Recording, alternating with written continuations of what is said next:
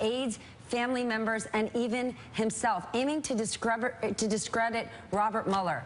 You're a congressman, a Republican congressman with a Republican president, with an agenda you'd love to get to, and this is what your president is focused on.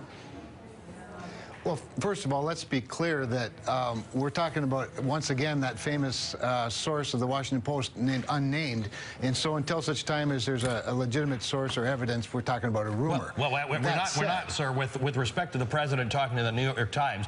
He said it to the New York Times. He talked about Robert Mueller not crossing red lines. He talked about Jeff Sessions not being. I mean, come on, we're not making this up, sir. Let's assume. So in that New York you're Times, talking about pardon. You're talking about.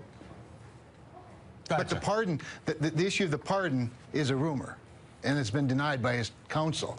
All of that said, to your point about lost opportunity, I would admit to you that one of my great frustrations, not just since Donald Trump became president, but even the 4 years prior to that I've served in the majority in the House of Representatives, that we do find ways to give up the moral high ground oftentimes. I think that's a reflection of the diversity of Republicans in the House and the Senate and now in the White House. But all of that said, I don't think we should be fooled by the fact that there's still an awful lot going on, that these distractions are more interesting to the Washington press corps and to the New York press corps than they are to the people in the middle of America. Congressman, hold on. Not necessarily to Ali and I. And in that interview with President Trump did with the New York Times, he had ample opportunity to discuss infrastructure, health care, tax reform, and he didn't. He chose to dig into attacking Jeff Sessions. And when he discussed health care, he was absolutely wrong in discussing, well, you pay $12 a year, and then when you're 70, you should have something. That's just categorically untrue. So it's not the press corps. I would absolutely love to focus on the agenda, sir. The president isn't.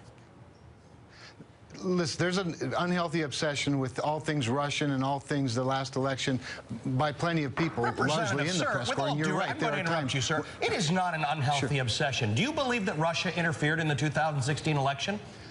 I think Russia has attempted to interfere in several elections over the last several decades in many countries. How is that an unhealthy obsession? It's an unhealthy obsession when 90% of a newscast is focused on that when there are plenty of other things going on. Sir, have you ever watched what we do? That said, we continue to do our job. Stephanie and I concentrate on a daily basis. We talk about tax reform. We talk about health care. Sir, you're issuing Republican talking points right now. Can we have a conversation just from a legislator to journalists right now? Can we do that?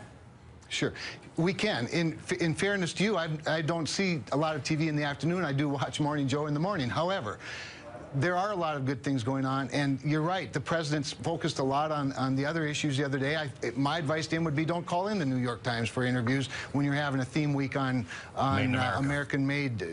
You know, that to me, that's a great theme. The week before, a couple weeks before, the energy theme was a very good theme. Good for North Dakota, good for much of America.